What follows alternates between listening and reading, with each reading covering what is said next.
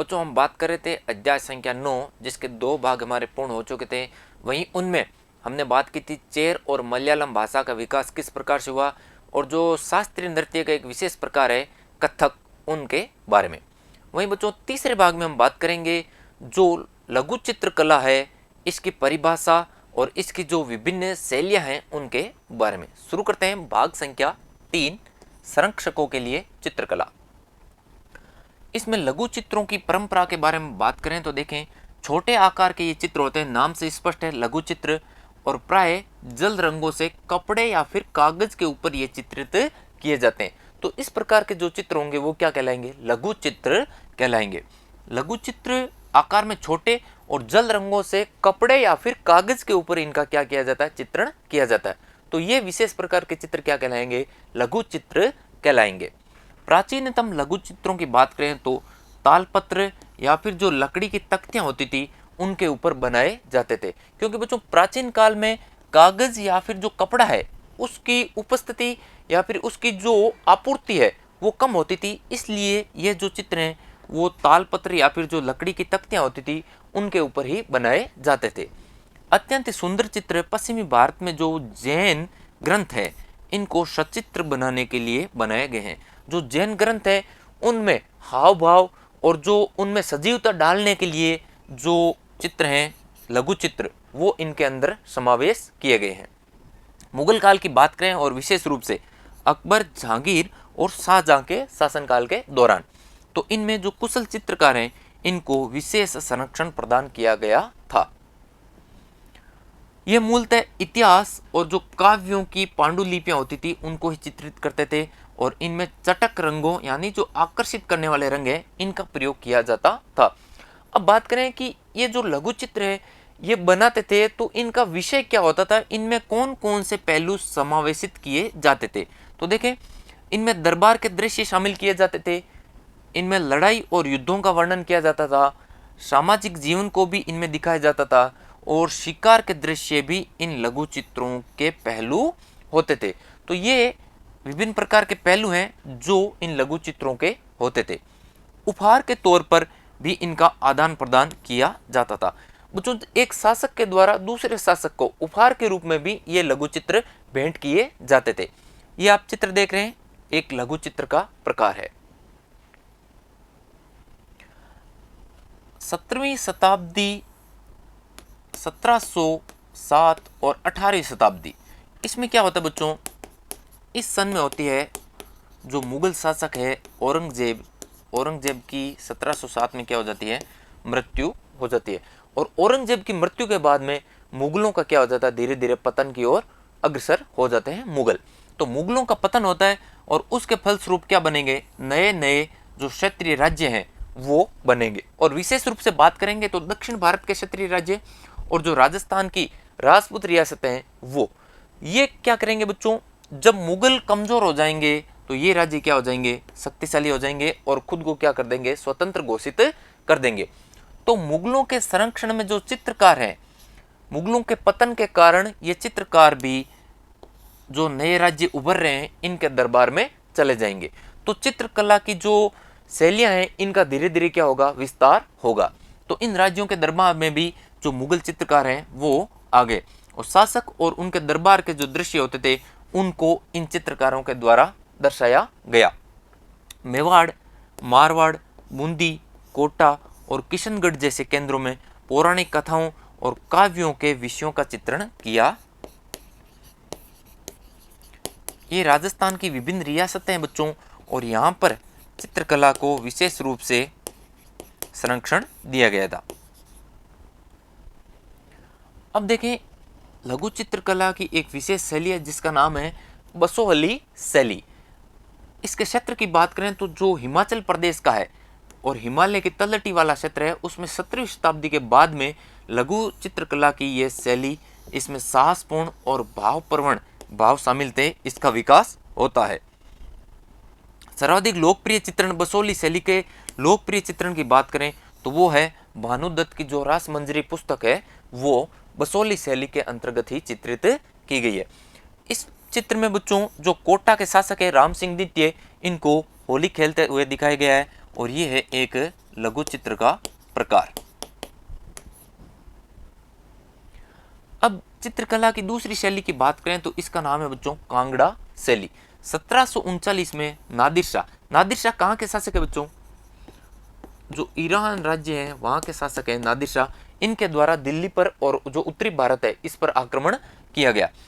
इस विजय के पश्चात में जो मुगल कलाकार हैं मैदानी क्षेत्रों से पहाड़ी क्षेत्रों की ओर पलायन कर गए और इनको इन क्षेत्रों में आश्रय मिलने के परिणाम स्वरूप एक नई शैली के विकास हुआ। इस शैली का नाम रखा गया कांगड़ा शैली। ये भी उत्तरी भारत के जो पहाड़ी और पर्वतीय क्षेत्र है उससे संबंधित शैली है कांगड़ा शैली।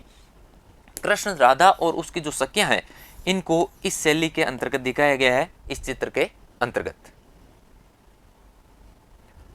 इस क्षेत्र की जो वैष्णव परंपराएं इन चित्रकारों के लिए क्या बनी? प्रेरणा का स्रोत बनी। अर्थात इन चित्रों में जो वैष्णव परंपराएं हैं इनका समावेश किया गया। अब बात करें जो लघु चित्रकला है इनकी विशेषताओं की, तो इसमें ठंडे नीले, हरे और कोमल रंगों का प्रयोग अत्यधिक देखने को मिलता है। इनका जो विषय है वो काव्यात्मक निरूपण का है और जो सभी लघु चित्र हैं वो राजमहलों में सुरक्षित रखे गए हैं ताकि इन्हें लंबे समय तक क्या मिले? संरक्षण और सुरक्षा मिले। साधारण स्त्री और पुरुषों की बात करें तो इनके द्वारा भी विभिन्न लघु चित्र बनाए जाते थे। जैसे बात करें बर्तनों पे, कपड़ों पे, दीवारों पे, फर्श इत्यादि पर इनके द्वारा विभिन्न चित्र बनाए जाते थे, लेकिन लंबे समय तक इनके द्वारा बनाए गए ये लघु चित्र सुरक्षित नहीं रहते थे, क्योंकि बच्चों जो इनके द्वारा अर्थात शासकों के द्वारा जो चित्र बनते थे वो महलों में सुरक्षित रहते थे, इसलिए उनको क्या मिलती थी? सुरक्षा और संरक्षण मिलता था। लेकिन जो साधारण स्त्री पुरुष है इनके चित्रों को किसी भी प्रकार का संरक्षण नहीं मिलता था, इसलिए ये हमें नहीं मिलते हैं। बात करेंगे बंगाल क्षेत्र की, तो वहां पर एक क्षेत्रीय भाषा है बंगाली। इस बंगाली भाषा का विकास किस प्रकार से हुआ वो इसके माध्यम से देखेंगे। किसी भी क्षेत्र की बात करें तो वहां के जो स्थानीय निवासी होते हैं बच्चों, उनके द्वारा जो बोली जाने वाली भाषा है उस भाषा के आधार पर ही उस क्षेत्र का क्या रख दिया जाता है? नाम रख दिया जाता है। तो जो बंगाल वाला क्षेत्र है उसमें स्थानीय निवासियों और लोगों के द्वारा बंगाली भाषा बोली जाती है, इसीलिए इस क्षेत्र का नाम क्या रखा गया? बंगाल रखा गया। बंगाली भाषा की जननी या फिर इसके उद्भव की बात करें तो वो है संस्कृत भाषा। संस्कृत से ही बंगाली का क्या है? विकास माना गया है, उद्भव माना गया है। और इसका प्रभाव इस क्षेत्र पर कैसे पड़ा वो देखें। ईसा पूर्व में 4वीं और 3वीं शताब्दी की बात है। बंगाल और जो मगध क्षेत्र है वहाँ के बीच में क्या होता है? वाणिज्यिक संबंध स्थापित होते हैं। इनके मध्य वाणिज्यिक संबंध स्थापित होने से जो मगध वाला क्षेत्र है उस क्षेत्र की जो संस्कृत भाषा है उसका प्रभाव किसके ऊपर पड़ गया बच्चों? बंगाल के क्षेत्र पर पड़ गया। 4वीं शताब्दी में गुप्त वंशीय शासकों के द्वारा उत्तरी बंगाल पर नियंत्रण स्थापित होता है और इनके द्वारा वहां पर ब्राह्मणों को बसा गया। तो ब्राह्मणों को बसाएंगे तो वहां पर कौन सी भाषा का विकास होगा? संस्कृत भाषा का विकास होगा। आगे बात करें तो 7वीं शताब्दी में चीनी यात्री है हेनसोंग। इनके अनुसार बंगाल में सर्वत्र संस्कृत से संबंधित ही भाषाओं का प्रयोग हो रहा था। हेनसोंग अपने प्रसंगों में बताता है बच्चों कि इस क्षेत्र में 7वीं शताब्दी के आसपास में क्या है कि जो हर एक क्षेत्र में सभी जगह क्या है? संस्कृत भाषा का ही प्रयोग हो रहा था। 8वीं शताब्दी से पाल शासकों की बात की थी बच्चों त्रिपक्षीय संघर्ष के अंतर्गत हमने, तो ये बंगाल वाले क्षेत्र से संबंधित है पाल शासक। इनके अंतर्गत एक क्षेत्रीय राज्य का उद्भव हो गया था। 14वीं से 16वीं सदी के मध्य दिल्ली के शासकों से स्वतंत्र सुल्तानों का यहाँ पर शासन रहा था। इस प्रकार से देखते हैं कि जो बंगाली एक क्षेत्रीय भाषा है उसका विकास किस प्रकार से हुआ है और इसकी जननी संस्कृत को माना जाता है। 1586 में अकबर द्वारा भी इस प्रदेश को जीता गया और इसे सूबे का दर्जा दे दिया गया। इस समय प्रशासन की भाषा है बच्चों फारसी, लेकिन बंगाली एक क्षेत्रीय भाषा के रूप में इस समय विकसित हो रही थी। अकबर के द्वारा इस क्षेत्र को जीत लिया गया और जो मुगल हैं उनकी प्रशासनिक भाषा फारसी है, इसलिए इस क्षेत्र की प्रशासनिक भाषा भी कौन सी रखेगी? फारसी रखेगी। लेकिन साथ ही साथ इसके समानांतर एक क्षेत्रीय भाषा बंगाली का विकास हो रहा था। 15वीं शताब्दी तक आते आते उपभाषाओं और बोलियों का बंगाली समूह एक सामान्य साहित्यिक भाषा के रूप में एकबद्ध हो गया। यह भाषा उस क्षेत्र के पश्चिमी भाषा की बोलचाल की क्या थी? भाषा थी। अर्थात जो बंगाल वाला क्षेत्र है उसके पश्चिमी भाग में बोली जाने वाली क्या थी, ये एक विशेष भाषा थी। बंगाली का मूल जो शब्द संग्रह है वो बात करें तो वो है संस्कृत से संबंधित, लेकिन इसमें अन्य भाषाओं के जो शब्द हैं उनका संग्रह भी है। इसमें हम बात करते हैं जनजातीय भाषा, यूरोपीय भाषा या फारसी भाषा, इनका समावेश भी बंगाली भाषा के अंतर्गत देखा जा सकता है।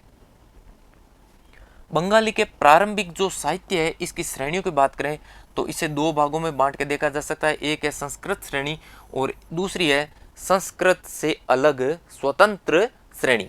संस्कृत की श्रेणी में बात करेंगे तो संस्कृत के महाकाव्यों के अनुवाद शामिल है, मंगल काव्य है, भक्ति साहित्य है जिसमें श्री चैतन्य देव के जो संग्रह हैं वो शामिल है। और इसके काल की बात करें तो वो है मोटे मोटे तौर पर 15वीं शताब्दी से 18वीं शताब्दी तक का काल, क्योंकि ये जो ग्रंथ लिखे गए हैं इन्हीं के माध्यम से इनके काल का निर्धारण किया गया है।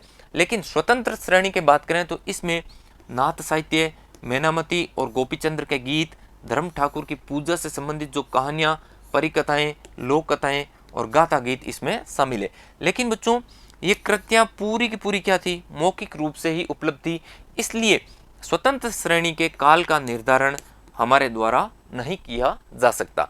तो इस प्रकार से देखा कि जो बंगाली का प्रारंभिक साहित्य है उसकी दो श्रेणियां हैं, संस्कृत श्रेणी और दूसरी है संस्कृत से स्वतंत्र श्रेणी। मैनामती, गोपीचंद्र और धर्म ठाकुर की बात करें तो ये नाथ लोग हैं और सन्यासी होते थे और तरह तरह की योगिक क्रियाएं इनके द्वारा की जाती थी। ये गीत विशेष अक्सर अभिनीत किए जाते हैं और बताते हैं कि जो रानी मैनामती है उन्होंने अपने पुत्र गोपीचंद्र को अनेक बाधाओं के समक्ष संन्यास का मार्ग अपनाने के लिए किस प्रकार से प्रोत्साहित किया। अर्थात रानी के द्वारा अपने पुत्र को संन्यास ग्रहण करने या फिर संन्यास के मार्ग पर चलने के लिए प्रोत्साहित किया जाता है। इन कहानियों और जो ये अभिनय है इनमें यह दर्शाया जाता है। धर्म ठाकुर एक क्षेत्रीय लोकप्रिय देवता है। इनकी पूजा अक्सर पत्थर या फिर काष्ठ यानी लकड़ी की मूर्ति के रूप में की जाती थी। इस प्रकार से जो मैनामती, गोपीचंद्र और धर्म ठाकुर है उनके बारे में हमने देखा। तो इस भाग में बच्चों यहीं तक बात करेंगे और इसके अगले भाग में हम बात करेंगे पीर और मंदिर के बारे में।